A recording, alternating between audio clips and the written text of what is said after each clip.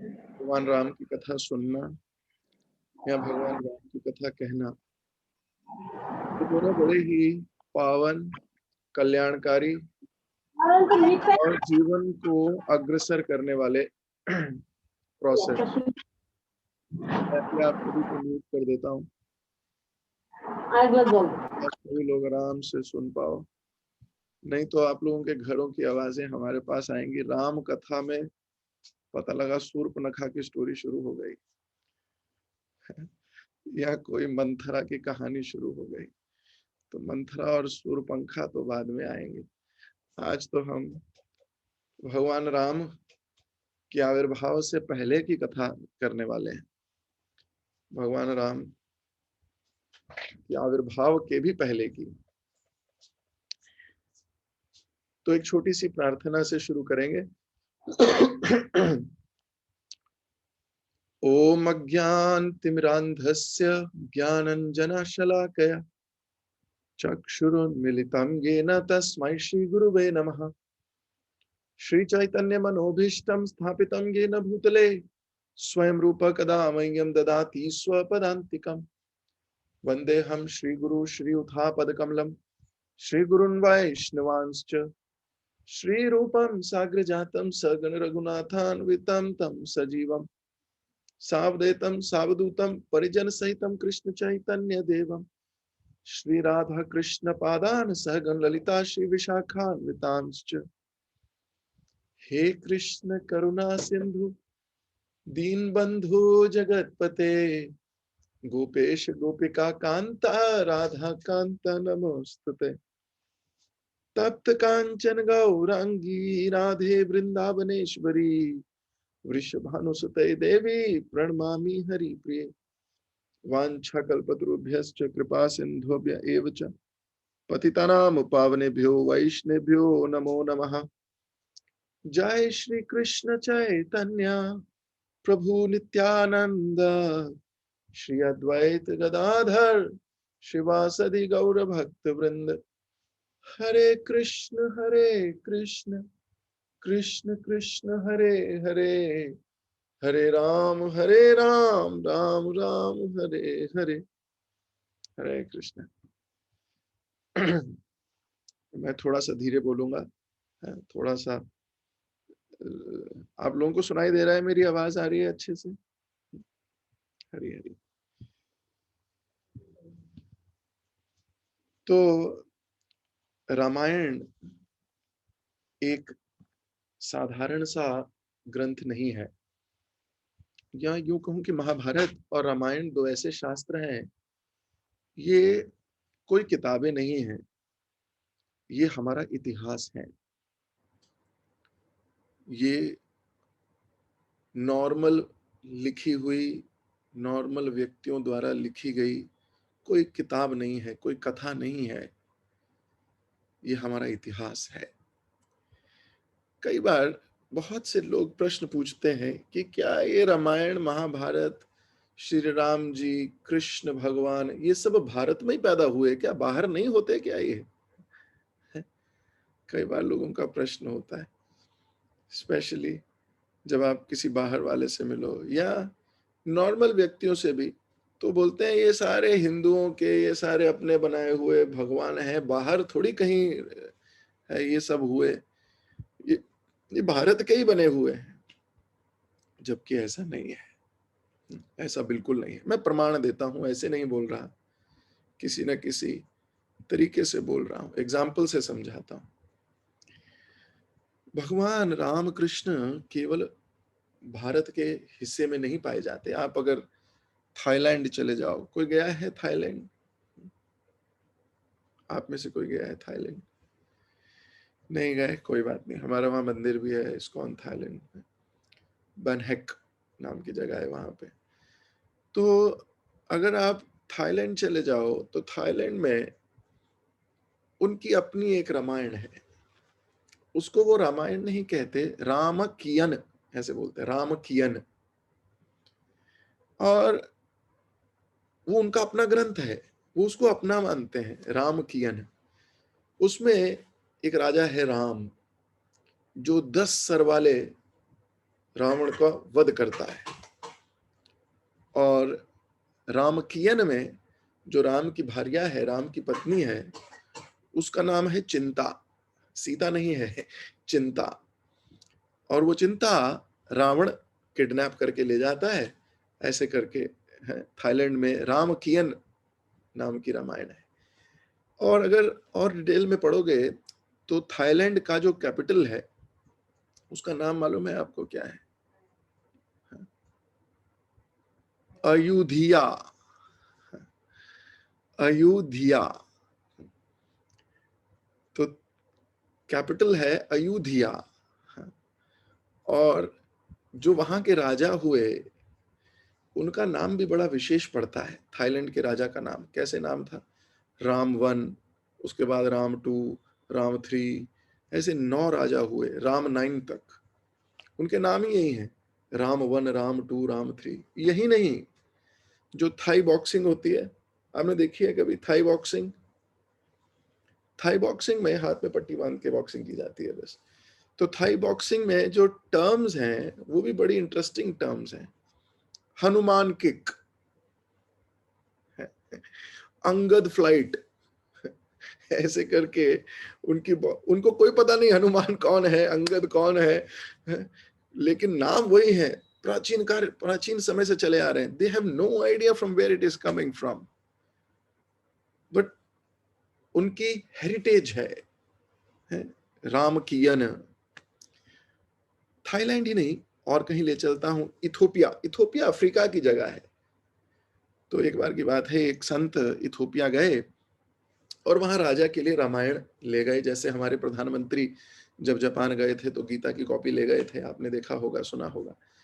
ऐसे ही एक बार एक संत इथोपिया, जो कि अफ्रीका में आता है, वहां एक कॉपी ले गए रामायण की और भेंट दी कि एक राजा दूसरे राजा, यानी कि एक सेंट दूसरे राजा से मिल रहा है तो एक शास्त्र दे रहा है। तो उस राजा ने पूछा इसमें क्या क्या स्टोरी है? तो इस संत ने कहा कि एक कथा है राम की, जिसके पिता ने उनको वनवास दे दिया था। एक दिन पहले जब उसका राज तिलक होने वाला था और उसकी बीवी को किडनैप कर लिया, बस जैसे ही बोला किडनैप कर लिया, तो इथोपिया के राजा ने कहा, अरे मुझे पता है, मुझे पता है, ये कहानी तो मुझे पूरी पता है। After all I am a Kushite. क्या बोला? I am a Kushite. Kushite. तो ये संत उसके बाद वापस गया अपने घर, जाके लाइब्रेरी गया, इथोपिया का जरा ज्योग्राफिकल डिवीजन ढूंढने लगा, भारत में रिसर्च करने लगा। तो पता लगा कि जब भगवान राम इस संसार से जा रहे थे तो उन्होंने इस पूरी पृथ्वी को अपने 2 पुत्रों के बीच में डिवाइड किया था। एक का नाम था लव और दूसरे का कुश। और जो ये अफ्रीका से नीचे तक का एरिया पूरा आता है, ये कुश को मिला था। और कुश से आगे आने वाली डायनेस्टी जो बनी, उनको बोला गया कुशाइट। कुश के पुत्रों के पुत्रों के पुत्रों की जनरेशन, इसीलिए उसको बोला गया कुशाइट। उस राजा को इतना तो पता था कि आई एम अ कुशाइट, पर उसको ये नहीं पता था हु इज कुश। लेकिन ये रामायण केवल भारत तक सीमित नहीं है। ये रामायण केवल अयोध्या, नॉर्दर्न इंडिया, यहां तक सीमित नहीं है। आप रामायण में कथा पढ़ते हो, जब ताटका का श्री राम ने वध कर दिया, तो ताड़का के पुत्र थे मारीच। है? तो मारीच भगवान से लड़ने आए थे। तो मारीच को भगवान ने एक ही तीर से 100 योजन दूर फेंक दिया था। वो जगह जहां पर मारीच गिरा, मरा नहीं था, गिरा, क्योंकि उसका आगे भी यूज होना है, उसे गोल्डन डियर बन के आना था। वो जहां गिरा, उससे वहां संत बन गया था। वो वहां वो बिल्कुल बैठ के भजन क्रिया करता था। और उसके जनरेशंस जो हुई, उनको मॉरिचस मॉरिचस मॉरिचस मारीच के जन्म मारीचस मारीचस कहने लगे। और उसके बाद उस कंट्री का नाम ही पड़ गया मॉरिशियस, जिसको आप और मैं मॉरिशियस के नाम से जानते हैं। ये वही स्थान है जहां मारीच 100 योजन दूर, हाँ, फेंका गया था। यही नहीं, आप सेंट्रल और सदर्न अमेरिका में चले जाइए। सदर्न और सेंट्रल अमेरिका में देयर इज अ कल्चर, उसका नाम है Mayan culture. Mayan culture, you can Google it and you will find it. Mayan culture का रूट मायासुर यानी कि रावण के फादर इन लॉ जो कि मायासुर थे वहां से आता है। यही नहीं, आप बर्मा चले जाइए, कंबोडिया चले जाइए, आप मलेशिया चले जाइए, वहां एयरपोर्ट टर्मिनल कैसे होते हैं, राम 1 राम 2 एयरपोर्ट टर्मिनल्स आज भी वही हैं। सोचिए, आप इंडोनेशिया चले जाइए, बाली, हाँ, बाली आइलैंड्स, वहां आप जो जाओगे वहां इतना बड़ा स्ट्रक्चर मिलेगा, किसका, कुंभकर्ण का इतना बड़ा स्ट्रक्चर है, वो खा रहा है मंकीज को, वानरों को। कोई मंकी उसके हाथ से निकल रहे हैं, कोई उसके हाथ में पकड़े जा रहे हैं, कोई उसके मुंह में जा रहे हैं। थोड़ी दूर जाओगे तो ये वानर ब्रिज बना रहे हैं। उससे थोड़ी आगे जाओगे, भगवान राम तीर लिए खड़े हैं। उसके आगे जाओगे, ऐसे कई कई जगह दिखेंगी। वहां पे बीच भी है, उस बीच का नाम है पांडव बीच। ऐसा नहीं कि केवल रामायण ही बता रहा हूं आपको। तो बाली आइलैंड में पांडव बीच है, और वहां 35-35 फुट ऊंचे पांडवों के स्टैचूज भी हैं बीच पे। और नीचे लिखा है भीमा, नकुला, अर्जुना, कुंती, ऐसे करके दे हैव गॉट स्ट्रक्चर्स। तो जो ये सोचता है कि ये जो रामायण है, महाभारत है, केवल भारत के लोगों ने ही बनाई, भारत के लोगों के लिए ही है, उसका ज्ञान कुछ कम है, उसको पूरा ज्ञान नहीं है। उसने केवल इतना ही सुना है, उतने को ही स्वीकार कर लिया है, जबकि ये रामायण दूर दूर तक जाती है। कैकई प्रदेश जहां कोयले या मयूर, मयूर किसको बोलते हैं, पीकॉक्स है, land of peacocks. Land of peacocks is Russia. जो कैकई थी, वो आज की डेट में जो हम हिस्ट्री और अपनी पूरी ज्योग्राफिकल एरिया देखते हैं, तो रामायण की गणना से आज की डेट में कोऑर्डिनेट मैच करो तो वो रशिया आता है। तो दशरथ की एक बीवी रशियन थी। तो आप सोच सकते हो क्या कही, it is not only in India, it is absolutely everywhere. लेकिन समय के अनुसार भगवान गीता में बोलते हैं, सकालीन महता योगो नष्ट परंतपः। समय के प्रभाव से धीरे धीरे ये दिव्य ज्ञान समाप्त होता रहता है, समाप्त हो जाता है। भगवत गीता में भगवान इस श्लोक को बोलते हैं, एवं परंपरा प्राप्तम इमाम राजर्षयो विदु सकाले न महता योगो नष्ट परंतपः। कि हे अर्जुन, समय के प्रभाव से धीरे धीरे धीरे ये योग समाप्त हो जाता है। उसी प्रकार चाहे इंडोनेशिया हो, थाईलैंड हो, मलेशिया हो, तो पहले तो हम सब लोगों को ये विश्वास होना चाहिए कि ये जो ग्रंथ हम पढ़ रहे हैं, ये हमारा इतिहास है, ये कोई कहानी नहीं है, हमारे पूर्वज हैं, हमारा इतिहास है। जैसे हम टीपू सुल्तान को, हाँ, मानते हो नहीं, इंदिरा गांधी को, जैसे आप इन सब, शिवाजी को, ये सब हमारे इतिहास हैं, कहानियां नहीं हैं। सिमिलरली रामायण और महाभारत हमारे इतिहास हैं, ये केवल कहानियां नहीं है। तो हम इसको अपना बेस लाइन मानते हुए आज बड़े पावन दिन पे, बड़ा खूबसूरत दिन है, आज से हम राम कथा 5 दिन की स्टार्ट करेंगे। और राम कथा करने से पहले हम वाल्मीकि जी को प्रणाम करेंगे। सब लोग मेरे पीछे पीछे गाओगे वाल्मीकि प्रणाम मंत्र, हाँ? मैं धीरे धीरे गाऊंगा, आप लोग भी पीछे पीछे गाइए।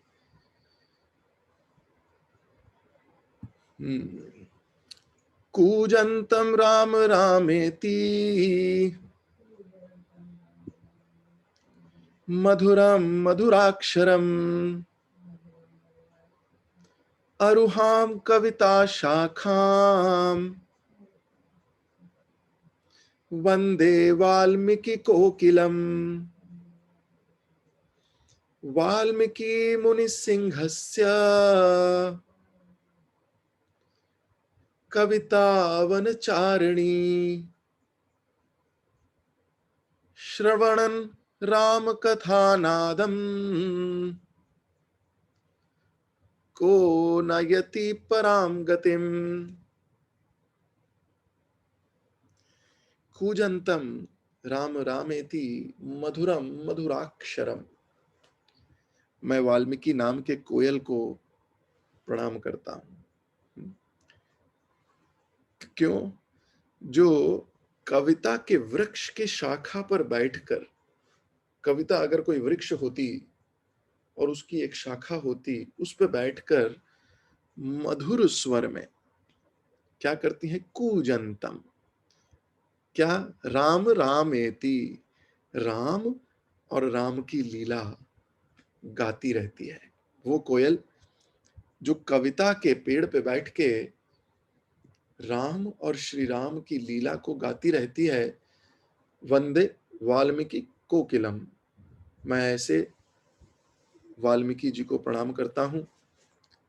अगले श्लोक में कहते हैं, वाल्मीकि मुनि सिंहस्य। वाल्मीकि जो मुनियों में सिंह है, शेर है। राम कथा के गर्जन को सुनकर ऐसा कौन व्यक्ति है? श्रवणम राम कथा नादम को नायति पराम गतिम। ऐसा कौन होगा जो भगवान राम की कथा को सुनकर परम गति को प्राप्त नहीं हो सकता? तो कविता के वन में विचरण करने वाले वाल्मीकि जो मुनियों में सिंह है, राम कथा के गर्जन को सुनाते हैं, और राम कथा को सुन के ऐसा कौन व्यक्ति है जो परम सुख को प्राप्त नहीं हो सकता? तो ये वाल्मीकि जी के बारे में लिखा गया वाल्मीकि प्रणाम में। तो बड़ा विरोधाभास लगता है कई बार इसको पढ़ता हूं तो। आपको भी लगा होगा, एक वक्त तो कह रहे हैं कोयल और दूसरी वक्त कह रहे हैं शेर। कोयल और शेर का क्या मिलाप? एक ही व्यक्ति को कोयल और शेर दोनों कहा जा रहा है, तो ऐसा क्यों कहा जा रहा है? तो अगर ध्यान से सुनिए, ध्यान से सोचिए, तो इसके पीछे बहुत गहरा राज है।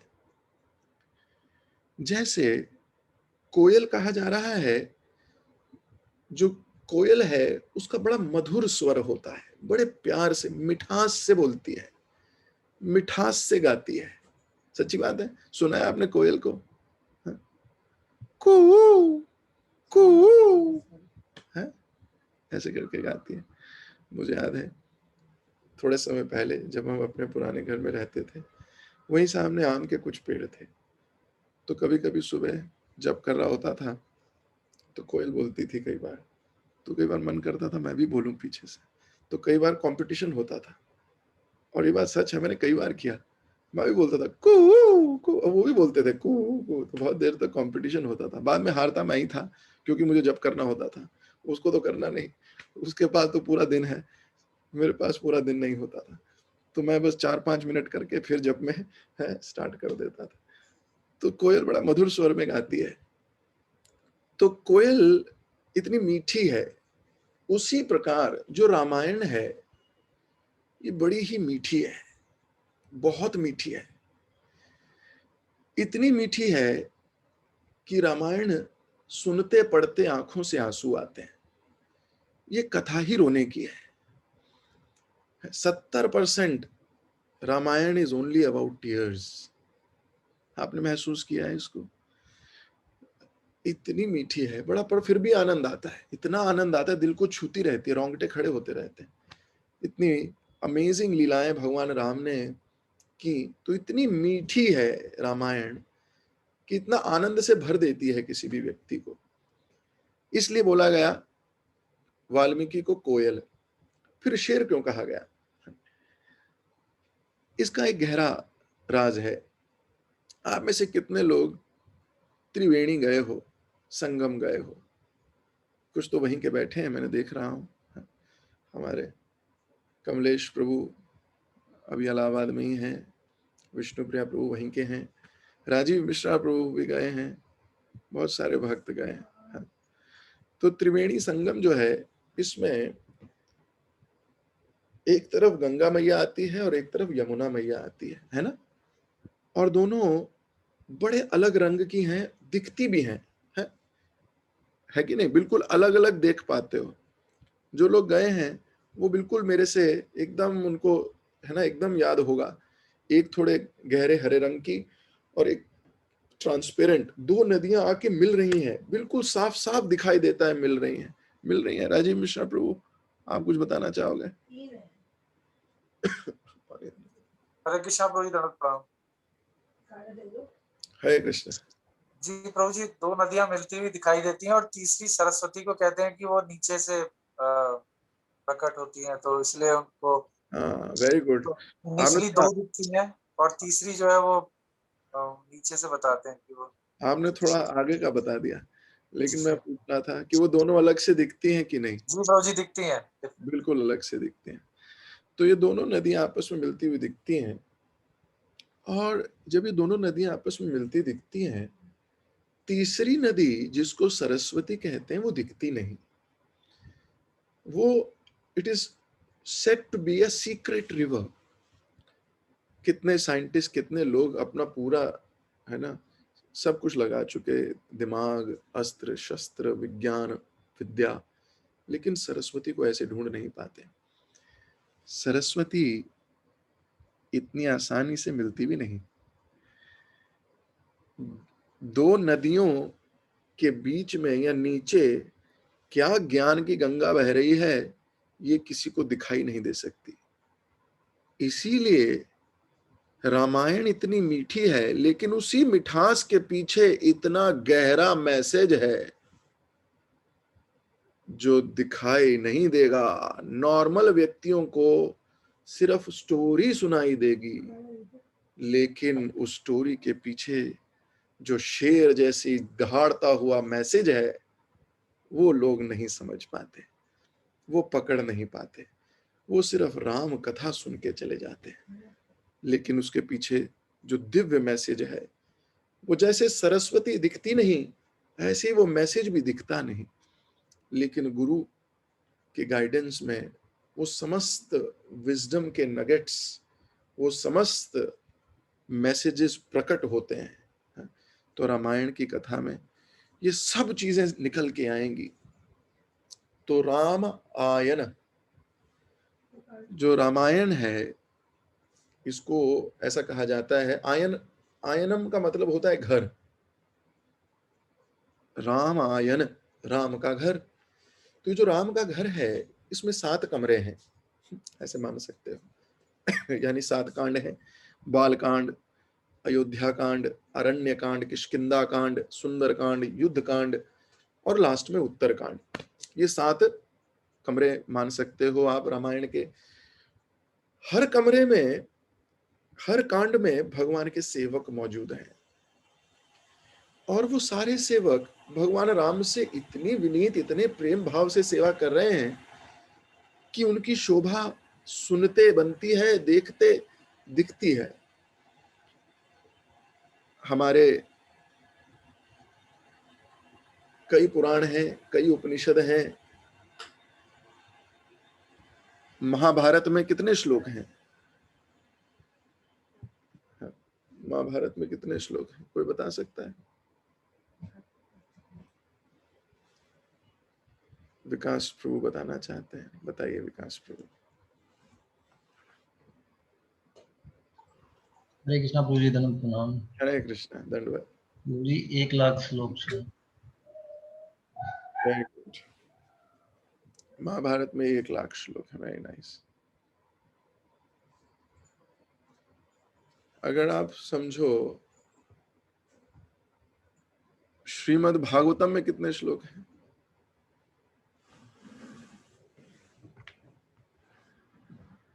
किसी को पता है? राजीव मिश्रा प्रभु बताइए, श्रीमद् भागवतम में कितने श्लोक? हरे कृष्ण प्रभु जी, दंडवत प्रणाम प्रभु जी। 18,000, 18,000। वेरी नाइस, एग्जैक्ट 18,000 श्लोक हैं श्रीमद् भागवतम में। श्रीमद् भागवतम में 18,000 श्लोक हैं, जिसमें मत्स्य अवतार, नरसिंह अवतार, कुर्म अवतार, कृष्ण, राम अवतार, हंस अवतार, सारे अवतारों का वर्णन किया गया टोटल मिला के। और उनके अवतारों का ही नहीं, उनके अवतारों के भी, अंश अवतारों का, शक्ति अवेश अवतारों का, ऐसे सब का किया गया। रामायण में सिर्फ भगवान राम का गुणगान हुआ और 24,000 श्लोक हैं। वहां श्रीमद् भागवतम में 18,000 श्लोकों में सारे अवतार सिमटा दिए, और यहां एक ही अवतार पे चर्चा की गई है। कितने श्लोकों में? 24,000 श्लोक, 645 चैप्टर्स या अध्याय, 645 अध्याय हैं, जिनमें सबसे बड़ा युद्ध कांड के 128 चैप्टर हैं युद्ध कांड में।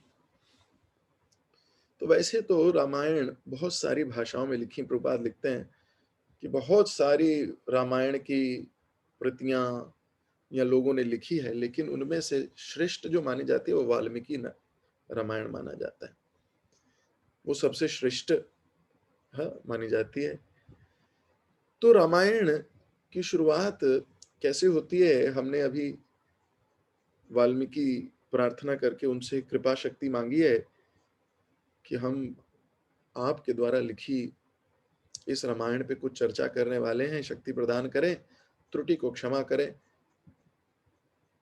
रामायण इतनी बार हो गई इस संसार में, और भगवान हर बार कुछ कुछ नया कर जाते हैं। तो इतने वर्जन रामायण के अवेलेबल हैं। शाख भूषणी है जी की रामायण है एक, ऐसे कई रामायण मिलेंगे आपको। काक भूषणी। तो अगर हम इसको समझें तो रामायण का शुरुआत ऐसे होती है कि एक वाल्मीकि जी अपने गुरु श्री नारद जी से मिलते हैं, और नारद जी ये रत्नाकर डाकू थे, और अपना डाकू है, ऐसे बोलूं क्या, डाकू पना है, ऐसे बोल देते हैं, अपना डाकू पना छोड़ के साधु पना स्वीकार कर लिया है। तो जब कोई ऐसा व्यक्ति कृष्ण का या उनके किसी शुद्ध पार्षद का, भक्त का संरक्षण या स्पर्श मात्र प्राप्त करता है, तो उसके हृदय से मटीरियल डिजायर्स और ये जो अनर्थ हैं ये भागने लगते हैं, अनर्थ निवृत्ति होती है। 8 स्टेजेस जो भक्ति की बताई जाती हैं, उसमें श्रद्धा के बाद साधु संग, साधु संग के साथ भजन क्रिया, और भजन क्रिया के बाद अनर्थ निवृत्ति होती है, अनर्थ चले जाते हैं। उसी प्रकार जब नारद जी का स्पर्श प्राप्त किया और नारद जी ने इन्हें ज्ञान दिया, तो इन्होंने अपने सारे कलमश त्याग दिए, और कलमश त्याग के है नारद जी के भक्त हो गए। तो नारद जी ने इन्हें आज्ञा दी कि एक काम करो, तुम एक ग्रंथ लिखो।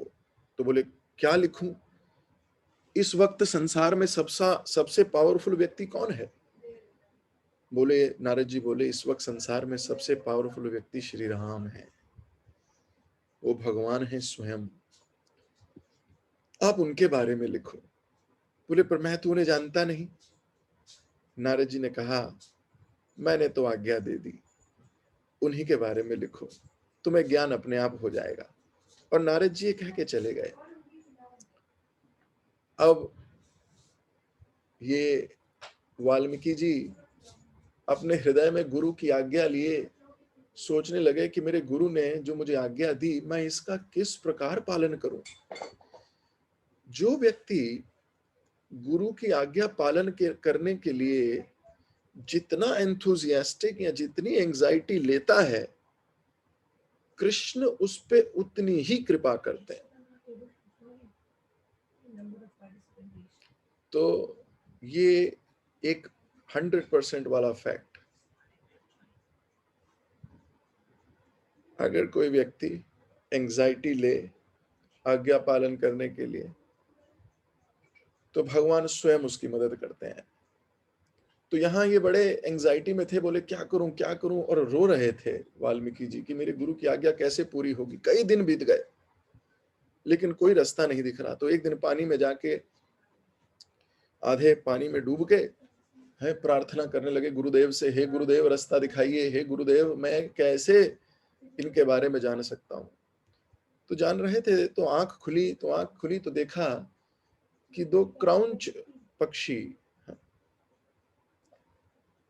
एक नर और एक मादा, दोनों प्रेम व्यवहार में लगे हैं। तो इन क्राउंच पक्षियों को देख के क्रेन्स, हाँ इंग्लिश में क्रेन बोलते हैं, क्रेन CRANE। तो इन क्रेन पक्षियों को प्रेम व्यवहार में लगा देखा तो नारद जी वाल्मीकि मुनि से देखने लगे कि देखिए ये संसार, ये जो चक्र है, ये संसार का चक्र इसी प्रेम व्यवहार पे टिका है। पुनरपि जननम पुनरपि मननम पुनरपि जठरी जठरे शयान। कभी इंसान एक शरीर धारण करता है, फिर दूसरा धारण करता है, फिर उसके बच्चे होते हैं, बच्चे आगे बढ़ते हैं, फिर उसके ज्यादा होते हैं, फिर और आगे चले जाते हैं, और ये मार्ग ऐसे ही चलता रहता है, ये संसार ऐसे ही बढ़ता रहता है। और एक बार की बात है, एक शिष्य थे, गुरु ने उस शिष्य को कहा सुनो तुम गीता पढ़ो। शिष्य ने बोला ठीक है गुरुदेव मैं गीता पढ़ूंगा। गुरुदेव ने कहा गीता पढ़ो, मैं जा रहा हूं, थोड़े दिनों में आता हूं। अब ये अपनी गुफा में बैठ के गीता पढ़ने लगा। जैसे गीता पढ़ के रखता था, सुबह उठा तो गीता के कुछ पेज कुतरे हुए थे। उसने बोला कुतरे हुए हैं पेज। फिर गीता पढ़ने लगा, देखा एक चूहा भाग के गया। तो इसको लगा मेरी गीता चूहा पढ़ जाएगा, मैं पढ़ूंगा क्या? गुरुदेव की आज्ञा है, गीता पढ़नी है, क्या करूं? तो दिमाग में आया एक बिल्ली पाल लेता हूं। बिल्ली पाल लूंगा तो चूहा खा जाएगी और मेरी गीता बच जाएगी। तो इसने बिल्ली पाल ली। अब बिल्ली पाली, बिल्ली आके शाम को म्याऊं म्याऊं। अरे बिल्ली को दूध चाहिए भाई, अब दूध कहां से लाएगा? बिल्ली को पालना है तो बिल्ली को दूध पिलाना पड़ेगा। अब ये सोचने लगा बिल्ली को दूध कैसे पिलाया जाए। तो बोले एक काम करते हैं, एक गाय पाल लेते हैं। गाय लाऊंगा, गाय से दूध मिलेगा बिल्ली को, बिल्ली दूध पिएगी, चूहे को खा जाएगी, मेरी गीता बच जाएगी। गुरुदेव की आज्ञा है। गाय ले आया। अब गाय ले आया तो गाय को धोना भी है, दूध भी धोना है, नहलाना भी है, उसकी है ना गोबर भी उठाना है। ये बड़ी मुश्किल हो गई। 3-4 दिन गीता नहीं पढ़ पा रहा था। सोचा क्या करूं। बोला एक स्त्री ले आता हूं, वो स्त्री इस गाय की देखभाल करेगी, मैं चैन से एक गीता पढ़ूंगा। तो थोड़ी देर में एक स्त्री भी ले आया। अब स्त्री आ गई, गाय भी आ गई, बिल्ली भी आ गई। अब वो स्त्री थोड़े दिनों के बाद इतनी रमझिम गए ये लोग, स्त्री से शादी हो गई, 1-2 बच्चे हो गए। तो 2-4 साल बाद गुरुदेव वापिस आए तो ये व्यक्ति ये छोटे छोटे बच्चों के साथ खेल रहा है अक्कड़ बक्कड़ बम्बे वो 80-90 पूरे 100। अभी गुरुदेव ने देखा ये मैं गलत जगह आ गया। फिर अपनी GPS लोकेशन चेक करी, बोले कोऑर्डिनेट तो सेम है, यही छोड़ के गया था, GPS लोकेशन तो यही बता रही है, यही घर है। तो जैसे ही गुरुदेव को देखा, दंडवत प्रणाम किया। गुरुदेव ने बोला गीता पढ़ रहे हो? बोले हाँ पढ़ता हूँ, हफ्ते में 1 श्लोक पढ़ता हूँ गुरुदेव, छोड़ी नहीं आपकी गीता। तो गुरुदेव ने कहा कैसे हुआ ये? तो वही हाल हो गया। रोज गीता पढ़ने के लिए इतना तामझाम लगा दिया। तो कहने का अर्थ है, वाल्मीकि मुनि सोचने लगे उन दो पक्षियों को देख के कि ये जो डिजायर है ये संसार को पूरा चलाती है। ऐसा सोच ही रहे थे कि एक तीर तेजी से आया और नर पक्षी के हृदय को आर पार करके निकल गया, और वो नर पक्षी धड़ाम से नीचे गिरा, और जब नीचे गिरा तो नीचे गिर के खून में लथपथ हो गया। इमीडिएटली इनका हृदय करुणा से भर गया।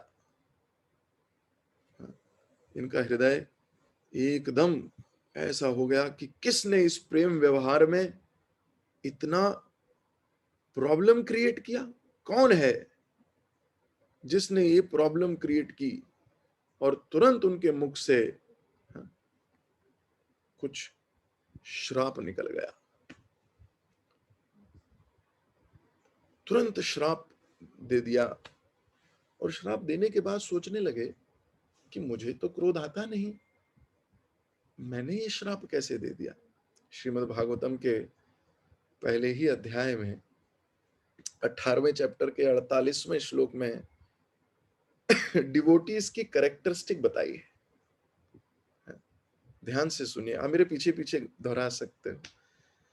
तिरस्कृता विप्रलब्धा, बोलिए, तिरस्कृता विप्रलब्धा, शप्ता क्षिप्ता हता अपि, नास्य तत् प्रतिकुर्वन्ति, तद्भक्ता प्रभवोऽपि। तिरस्कृता विप्रलब्धा क्षप्ता क्षिप्ता हता अपि, नास्य तत् प्रतिकुर्वन्ति, तद्भक्ता प्रभवोऽपि। कहने का अर्थ है, तिरस्कृता का मतलब अपमानित होना, विप्रलब्धा मतलब चीटिंग, उनके साथ चीट कर देना, शप्तः श्राप दे देना, क्षिप्तः उनको इग्नोर करना, इंपॉर्टेंस नहीं देनी, इग्नोर करना उनको, हतः मार देना, नास्य तत् प्रतिकुर्वन्ति, कभी भी भक्त, जो मेरे भक्त हैं भगवान कह रहे हैं, वो कभी प्रतिशोध नहीं करते, कभी भी उसको पलट के वार नहीं करते। कब तेरे अपमानित हो, चीटिड हो, श्रापित हो, इग्नोर किए जाएं, मार भी दिए जाएं, लेकिन मेरे भक्त कभी प्रतिकार नहीं करते। प्रतिकुर्वन्ति तद्भक्ता प्रभवो अपि, वो मेरे भक्त, वो कृष्ण के भक्त हैं। आप देखते हो श्रीमद् भागवतम में कितने सारे ऐसी जगहों पे ऐसा देखा गया। वृत्तासुर यानी चित्रकेतु महाराज को श्राप दिया पार्वती ने, लेकिन पलट के चित्रकेतु महाराज ने श्राप नहीं दिया। परीक्षित महाराज को श्राप मिल गया, 7 दिन 7 रात में मर जाओगे, लेकिन परीक्षित महाराज ने प्रतिकार नहीं किया। जबकि परीक्षित महाराज कह सकते तो तू है कौन, मैं तो जब गर्भ में था कृष्ण मुझे रक्षा करने तब आ गए थे, अंगूठे जितने बन के गर्भ में मां की, मैं तो उनको देखा है, तू है कौन, ले मैं तुझे पलट के श्राप देता हूं। ऐसा नहीं कहा, ऐसा नहीं किया। क्यों? तद्भक्ता प्रभवोऽपि, भगवान के भक्त कभी पलट के कार्य नहीं करते, पलट के नहीं मारते। तो आप देखिए भगवान के भक्तों की कैरेक्टरिस्टिक। तो यहां ये सोच रहे हैं कि मैंने श्राप कैसे दे दिया, भगवान के भक्त तो श्राप देते नहीं। अगर कोई व्यक्ति श्राप देता है तो उसका 50% तपोबल वहीं समाप्त हो जाता है। अगर आपके हृदय में किसी के प्रति बुरा भाव, गलत भाव आ जाए तो आपका 50% पुण्य समझ लीजिए समाप्त होता है। अगर आपने सोच भी लिया किसी की हत्या का, किसी को परेशान होने का, ये खराब हो जाए, इसकी सिस्टम बिगड़ जाए, इसका ये हो, आपका 50% फिनिश। ये बात का इन साधु पुरुषों को ज्ञात है। तो अभी ये वाल्मीकि मुनि थोड़ा प्रायश्चित करने लगे कि मैं तो ऐसा करना चाहता नहीं था, ये मेरे मुख से क्या बात निकल गई, मैंने तो ऐसा सोचा ही नहीं था। आपको अभी एक पैरेलल ट्रैक पे ले जाता हूं। सारे देवतागण भगवान ब्रह्मा जी के पास जाके बोलते हैं, ब्रह्मा जी हमें बचाइए, रावण बहुत अत्याचार कर रहा है। रावण क्या, रावण के छोकरे, यानी कि कौन, मेघनाथ है, जिसका नाम बाद में क्या पड़ा, इंद्रजीत। क्यों नाम पड़ा इंद्रजीत? वो इंद्र को बंधी बना के, हाथ पैर बांध के घसीटता हुआ रावण के पास ले गया था। बोला रावण तो रावण, रावण के छोकरे मारने लगे हैं, और मारते नहीं है, बहुत बेइज्जती करते हैं।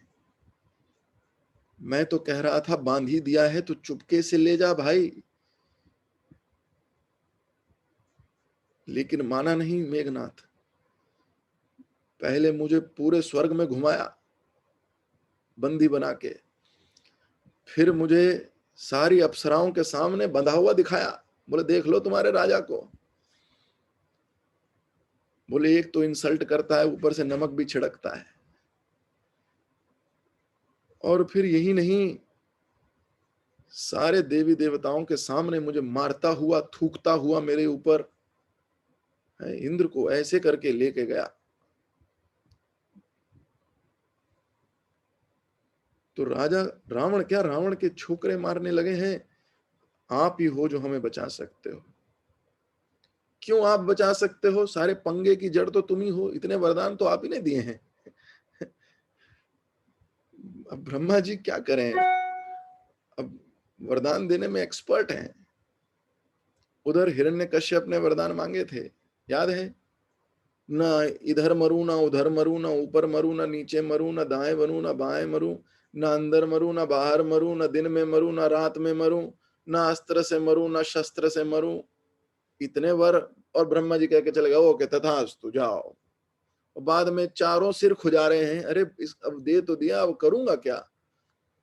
तो फिर बोल रहे हैं चल मिन्नू की है, मैनू की, भगवान संभाल लेंगे अपने आप, अब हम क्या करें, अब तो हो गया, वरदान दिया है।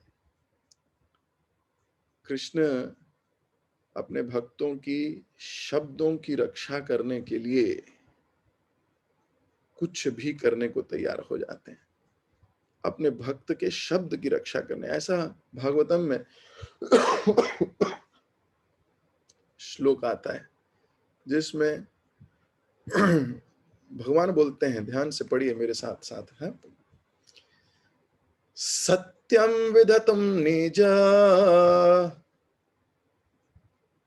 भृत्या भषितम व्याप्तिम च भूतेश अखिलेषु चत्तमनः अदृश्यात् अभुद्यत्ता रूपम उद्वाहम् स्तंभे सभ्ययम् ना मृगम ना मानुषम। ये नरसिंह भगवान के प्राकट्य के ऊपर भगवान बोलते हैं। केवल प्रहलाद के शब्दों को इज्जत देने के लिए प्रहलाद से पूछा गया क्या इस खंबे में भी भगवान है?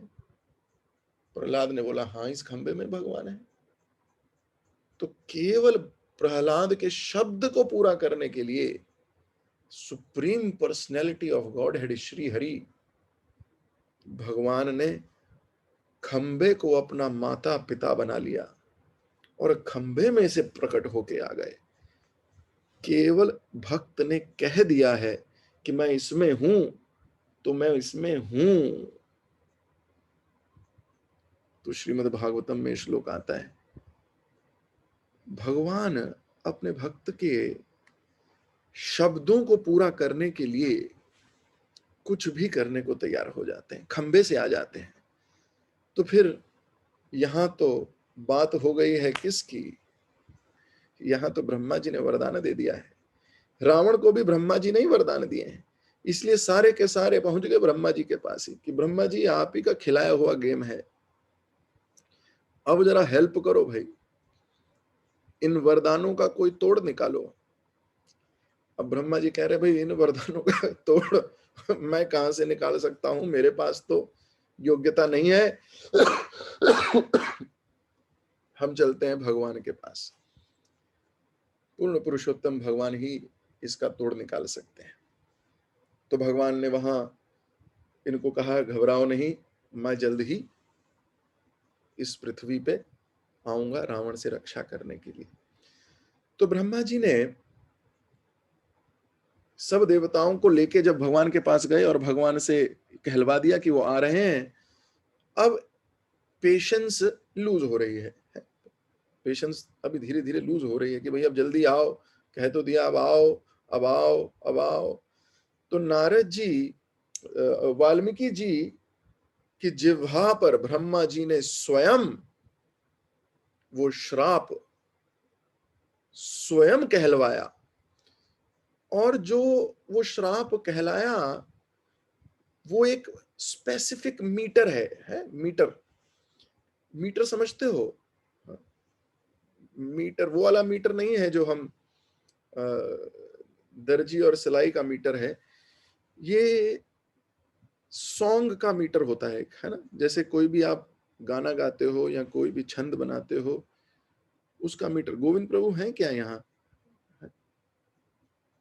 गोविंद प्रभु जरा मीटर समझाओ सबको, किसको बोलते हैं मीटर?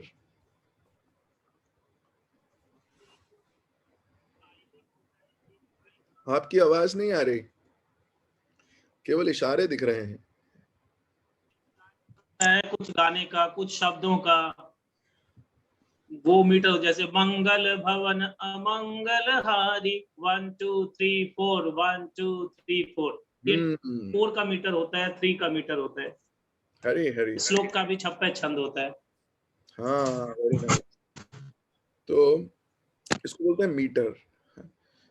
तो जब वो श्राप मुंह से निकला, वो श्राप भी एक मीटर में था। इसको बोला जाता है अनुष्टिक छंद, अनुष्टिक छंद बोला जाता है, छंद। तो ब्रह्मा जी ने कहा कि ये मैंने ही तुम्हें ये मीटर दिया है, जो तुम अपने गुरु की आज्ञा मानने वाले हो, नारद जी की आज्ञा, मेरे पुत्र की, और रामायण लिखने वाले हो, रामायण कहने वाले हो, वो इसी छंद में लिखना। वाल्मीकि जी ने तुरंत इसको स्वीकार किया कि ओ हो, सबसे पहले तो गिल्ट गई कि मैंने श्राप दिया, वो मैंने नहीं दिया, वो किसी दिव्य योजना के अंतर्गत हुआ। जैसे परीक्षित महाराज ने सांप डाल दिया गले में एक मुनि के, वो उन्होंने नहीं डाला, एक दिव्य योजना थी। तो ये दिव्य योजना के अकॉर्डिंग हुआ। तो अनुष्टिक छंद नाम से इसको फिर बनाया गया। इस मीटर में फिर वाल्मीकि जी ने पूरी रामायण की रचना की। अब उस जमाने में तो सब श्रुतिधर थे, केवल सुना और कह देते थे। लेकिन वाल्मीकि जी को पता था कि आगे आने वाले जमाने में श्रुतिधर नहीं रहेंगे, लोग अभी सुनेंगे 15 मिनट में भूल जाएंगे। तो उन्होंने इसलिए उसको लिखा भी, लिपित किया, लिपिबद्ध किया, उसको लिखा। और सबसे पहले, अभी तो उन्हें कुछ आता नहीं था, फिर ब्रह्मा जी ने उनको यहाँ ज्ञान दिया कि तुम्हें चिंता नहीं करो, सारा दिव्य ज्ञान हृदय प्रकाशित हो। जिस पे गुरु की कृपा हो जाती है, उसको ज्ञान उसके हृदय में स्वयं प्रकाशित हो जाता है। जिस पे गुरु की कृपा नहीं, उसका कुछ नहीं हो सकता। आप समझिए, एक बार की बात है, गुरु शिष्य संबंध की बात बताता हूं। रामानुजाचार्य का नाम सुना है आपने? कितने लोगों ने सुना है रामानुजाचार्य? रामानुजाचार्य लक्ष्मण के अवतार हैं। साउथ इंडिया में बड़े प्रमुख आचार्य हैं। रामानुजाचार्य के एक शिष्य थे, कुरेश। वैसे तो बहुत सारी कथाएं, बहुत छोटी वाली सुनाता हूं। कुरेश, एक बार रामानुजाचार्य ने कहा, कुरेश मेरे डीटीज पैक कर दो, हम जरा यात्रा पे जाएंगे। हाँ, मेरे डीटीज पैक कर दो। तो कुरेश ने एक बैग लिया, गुरु महाराज की डीटीज रख दिए उसमें, और गुरु महाराज की पादुकाएं भी वहीं रख दी। समझ में आ रहा है? गुरु महाराज जिनको पूजा करते थे वो डीटीज रखे बैग में, और गुरु महाराज के जूते भी या पादुका भी उसी बैग में रख दिए। तो रामानुजाचार्य बोले, ये मूर्ख क्या कर रहा है? बोला, आज्ञा का पालन कर रहा हूं गुरुदेव, वो आपकी डीटीज हैं और ये मेरे। हाँ? समझ में आया कि वो जो डीटीज हैं उनकी आप पूजा करते हो, और जो आपके खड़ाऊ हैं उनकी मैं पूजा करता हूं। तो मेरे लिए तो यही डीटीज हैं, आपके लिए वो डीटीज होंगे। तो जब रामानुजाचार्य ने कुरेश के इस भाव को देखा, कुरेश का आलिंगन कर लिया। ये कुरेश वही है जिसकी आंखें राजा ने फोड़ दी थीं, लेकिन वैद्यराज वरदराज से कुरेश के लिए रामानुजाचार्य ने बोला, जाओ भगवान को बोलो आंखें वापस करें। ये जाके बोले, आंखें वापस कर दो। भगवान ने नहीं दी। बोले, मैं तो अंधा ही हूं, अभी नहीं दी भगवान ने। बोले, भगवान को जाके बोलो वो आंखें तुम्हारी नहीं है, रामानुजन की आंखें हैं, वापस करो अभी। तो जाके बोला, मेरे गुरु की आंखें वापस करो। भगवान ने उसकी फूटी हुई आंखें फिर से सही कर दी। ये वो कुरेश है जो अपने गुरु के प्रति कितना कर्तव्यबद्ध, प्रेमबद्ध। ये हैं डिवोटीज। तो यहाँ ब्रह्मा जी ने उनको नारद जी के प्रति इतना कृतार्थ देखा कि दिव्य ज्ञान उनके हृदय में प्रकाशित किया। रामायण इसी छंद में रची जाएगी, इसी छंद में कही जाएगी। और ऐसे कह के इन्होंने रामायण लिखना शुरू किया। और सबसे पहले किसको सुनाई, किसको रटवाई मालूम है आपको? लव और कुश को। सबसे पहले रामायण लव कुश ने रटी, और लव कुश ने पहली बार रामायण किसको सुनाई? श्री राम स्वयं श्री राम को। अयोध्या में जाके राम के सामने राम कथा कर रहे थे, और वहां से वाल्मीकि की रामायण का प्रारंभ होता है कि लव और कुश श्री राम के सामने क्या गा रहे हैं। और वहीं से अभी मेरी क्लास शुरू होती है। अभी तो हमने केवल प्रिलिमिनरी डिस्कशन किया कि रामायण है क्या, रामायण हमारा इतिहास है। जबकि आज का जो टॉपिक जो हमने दिया था, क्या टॉपिक दिया था? दशरथ की डिजायर भगवान को प्राप्त करने की। तो कथा यहीं से शुरू होती है। आई विल कट शॉर्ट है, थोड़ा संक्षिप्त में करूंगा, और जो बचेगा उसको कल फिर से करेंगे, है ना? कि ऐसा नहीं है कि सिलेबस कंप्लीट करना है। हम तो राम कथा कर रहे हैं, भगवान का नाम ले रहे हैं, जितने दिन लगेंगे लगेंगे, क्या कह सकते हैं। तो पर समय की सीमा है, समय की अवधि है। हम अभी 15 मिनट और लेके इसको विराम देंगे, फिर जहां रह जाएगा उसको हम कल से फिर शुरू करेंगे। तो दशरथ जी के कोई संतान नहीं थी। दशरथ जी ने शादी की सबसे पहले कौशल्या नाम की रानी से। कौशल्या से उनको एक पुत्री हुई। उस पुत्री का नाम था शांति। क्या नाम था? शांति। पुत्री हुई शांति, पर जीवन में ना थी शांति। जीवन अशांत ही था। क्यों? कौशल प्रदेश के राजा, कौशल प्रदेश कहां से था? तिब्बत। तिब्बत है ना अभी जहां तिब्बत, तिब्बत से लेके मध्य प्रदेश तक, ऊपर से एकदम मध्य प्रदेश के नीचे तक ये कौशल प्रदेश कहा जाता था। तो कौशल प्रदेश में, एक सेकेंड,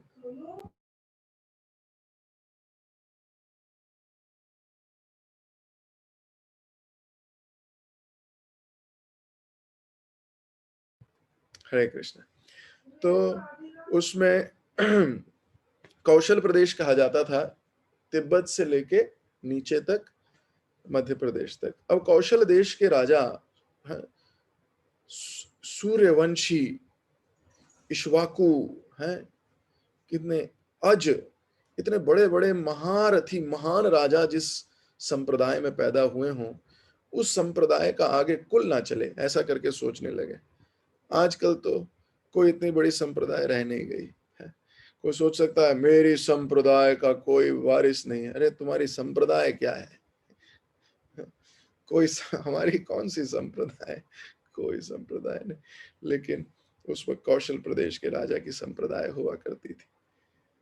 शांति का तो विवाह कहीं हो जाएगा तो उसी की हो जाएगी, लेकिन हमारा कुछ नहीं होगा। दशरथ बड़े पराक्रमी थे, इतने पराक्रमी थे कि 10 दिशाओं में लड़ सकते थे, इसीलिए उनका नाम था दशरथ। देवता लोग भी इनको बुलाया करते थे युद्ध करने के लिए। कभी असुर सुर संग्राम होता था तो देवता आके इनको पहले एप्लीकेशन दे जाया करते थे कि भाई अपने आप को फ्री रखना, युद्ध होने वाला है। तो दशरथ 10 दिशाओं में एक साथ लड़ सकते थे, 10 पार्ट में अपने आप को डिवाइड करके 10 दिशाओं में लड़ते थे। आप क्या जानो अभी आजकल कितनी दिशाएं हैं? अभी बोलते हैं 4, नॉर्थ, ईस्ट, वेस्ट, साउथ, 4 ही डायरेक्शन पता है। लेकिन हमारे भारत की गणना देखिए, 10 दिशाएं, 10, not 1, there are 10 directions that are there. तो 10 दिशाओं में रावण दशरथ जी लड़ सकते थे। तो इसीलिए उनका नाम पड़ गया दशरथ। अब उनका कोई पुत्र नहीं है, कौशल प्रदेश के राजा। उनकी शादी हुई सुमित्रा से। जब सुमित्रा से विवाह हुआ तो सुमित्रा से भी कोई पुत्र उत्पन्न नहीं हो पाया। उसके बाद इनका विवाह ये कैकय राजा हैं कैकई प्रदेश के, जिसको मैंने आपको बताया था रशिया कहा जाता है। तो वहां से इनको न्योता आया तो ये गए वहां। इन्होंने वहां पे कैकई के साथ विवाह का प्रस्ताव रखा। उस जमाने में जब विवाह का प्रस्ताव रखा तो कैकई राजा ने कन्या शुल्क मांगा। कन्या शुल्क आजकल क्या होता है, लड़के की शादी होती है, लड़की वाले दहेज देते हैं, है ना? ऐसा होता है ना? उस जमाने में उल्टा था, लड़के वाले दहेज देते थे लड़की लाने के लिए। इसको बोलते थे कन्या शुल्क। बड़ा आजकल तो बहुत गंदी प्रथा है। कभी devotees are very careful, they don't involve themselves in dowry and other processes. लेकिन उस जमाने में ये प्रथा क्या थी, लड़का जिससे शादी करेगा, लड़का लड़की के माँ बाप को धन दे के आएगा कि आपकी लड़की ले जा रहे हैं। तो इसे बोलते थे कन्या शुल्क। शुल्क समझते हो ना? बहुत सारी माताएं खुश हो रही हैं, बोले काश ये जमाना आज भी होता। सोच, लेकिन अभी कोई राम राज्य नहीं है, अभी सब उल्टा जमाना है, कलयुग हो गया है। अभी तो बहुत मुश्किल हो गई है। मैं देख रहा था स्पेशली यूपी बिहार में तो बहुत ही बुरा हाल है। वहां तो बहुत सारे लोग आईएएस बनते हैं। जब आईएएस बनते हैं तो उनकी बोली लगती है, ये 2 करोड़ का दूल्हा है, ये 1.5 करोड़ का दूल्हा है, ये 50 लाख का दूल्हा है। इसलिए बहुत सारे लोग है ना आईएएस आईपीएस ऑफिसर बनाना चाहते हैं। सच्ची बोल रहा हूँ, ऐसा होता है। बहुत बुरा हाल हो गया। लेकिन उस जमाने में ऐसा नहीं था, कन्या लाने के लिए शुल्क दिया जाता था। तो कैकई राजा ने उनसे एक पत्र लिखवाया, स्टैम्प पेपर पे, साइन करो। क्या साइन करो? साइन करो कि कन्या शुल्क ये है कि मेरे बेटी से जो बेटा होगा वही राजा बनेगा। यानी कि कैकई से जो बेटा होगा वही राजा बनेगा। तो दशरथ ने कहा मैं साइन कर देता हूँ, कोई बड़ी बात नहीं है, इसमें क्या बड़ी बात है। तो फिर राजा ने बोला सोच लो, अगर कौशल्या से या सुमित्रा से कोई बेटा हो गया तो। उन्हें बोला उनसे अब नहीं होगा, बहुत साल हो गए, बहुत साल हो गए, अब कोई पुत्र नहीं होने वाला उनसे। तो कैकई से हुआ तो वही लिखा जाएगा। तो ये 3 लोगों को ये सीक्रेट पता था, एक कैकई राजा को, एक दशरथ को, और एक गुरु वशिष्ठ को, जो इनके गुरुदेव थे। इन 3 लोगों के बीच में ये डॉक्यूमेंट साइन हुआ और इनका विवाह हो गया। विवाह बड़ा खूबसूरत विवाह हुआ, लेकिन विवाह होने के बाद भी कोई पुत्र नहीं हो रहा था। देयर वाज नो पुत्र। कैकई से भी कोई पुत्र नहीं हुआ। जब कैकई से भी कोई पुत्र नहीं हुआ तो गुरु वशिष्ठ ने बोला कि एक काम करो, अश्वमेध यज्ञ करते हैं। अश्वमेध यज्ञ करने से सारी इच्छाएं पूरी हो जाती हैं। अश्वमेध यज्ञ ऐसा यज्ञ है जिसमें एक घोड़े को लाया जाता है। वो घोड़ा भी कोई मामूली घोड़ा नहीं होता, वो घोड़ा भी ऐसा घोड़ा होता है जिसके कान की कोई स्पेसिफिक डिग्री होती है। उसके पीछे जो उसकी पूंछ है उसमें कोई कालापन नहीं होना चाहिए। उसके जो पैर हैं उनमें 35 डिग्री का डिफरेंस होना चाहिए, 35 डिग्रीज का स्पेस होना चाहिए। जब वो चले तो फर्स्ट फीट और सेकंड फीट के बीच में इतना डिस्टेंस होना चाहिए। ऐसे करके घोड़ा ढूंढना है। तो पहले तो अब ये घोड़ा कहाँ से मिलेगा? वही घोड़ा अश्वमेध यज्ञ के लिए यूज होगा। तो घोड़ा ढूंढने लगे, घोड़ा मिला। उसके बाद वो घोड़े के ऊपर एक गोल्डन लीफ बनाया जाता है, उसके गले में पट्टा डाला जाता है और उस घोड़े से 100 मीटर पीछे फौज चलती है। वो घोड़ा जहां जहां जाएगा उस राज्य के जो राजा है या तो वो युद्ध करे या वो अपनी संपत्ति इनको दे दे, हार मान ले। एक काम होना चाहिए। घोड़ा सब जगह घूमा, किसी ने राजा दशरथ से वैर लेना नहीं चाहा, सब धन देते गए और घोड़ा वापस आया 1 साल के बाद। खूब प्रचुर मात्रा में धन था, क्योंकि अश्वमेध यज्ञ करने के लिए बहुत धन चाहिए, बहुत धन चाहिए। अश्वमेध यज्ञ शुरू हुआ। अश्वमेध यज्ञ शुरू हो ही चुका था। तो सुमंत्र, आप जानते हो इनको? हाँ, आपने सुना इनके बारे में? आर्य सुमंत्र ये दशरथ के बहुत प्रिय मंत्री हैं, मित्र भी हैं, बड़े भी हैं। इनके पिता के भी यही मंत्री थे, अज। दशरथ के पिता थे अज, उनके भी मंत्री यही थे। तो इनको याद आया कि सुनो सुनो सुनो, मुझे याद है जब आप बालक थे, दशरथ जी को बोलने लगे, जब आप बालक थे तो एक बार चतुष्कुमार, 4 कुमार हमारे देश में आए थे और आपके पापा को बोला था आज को कि आपके दशरथ, जो आपका पुत्र है दशरथ, उसको 4 बेटे होंगे। उसके लिए उनको पुत्र कामेष्टि यज्ञ करना होगा। कौन सा यज्ञ? पुत्र कामेष्टि यज्ञ करना होगा। आप अश्वमेध यज्ञ क्यों करने लगे? ऐसे करके आर्य सुमंत्र बोलने लगे। अब ये तो घबरा गए, ये भाग के अपने गुरु के पास गए। गुरुदेव गुरुदेव गुरुदेव। गुरुदेव ने बोला क्या हुआ? बोले आर्य सुमंत्र कह रहे हैं कि चतुष्कुमार हमारी डायनेस्टी में आए थे और उन्होंने बोला था कि हमें पुत्र कामेष्टि यज्ञ करना है। तो गुरु वशिष्ठ ने थोड़ा सोचने लगे, बोले हाँ मुझे अब याद आया, मैं भूल गया था।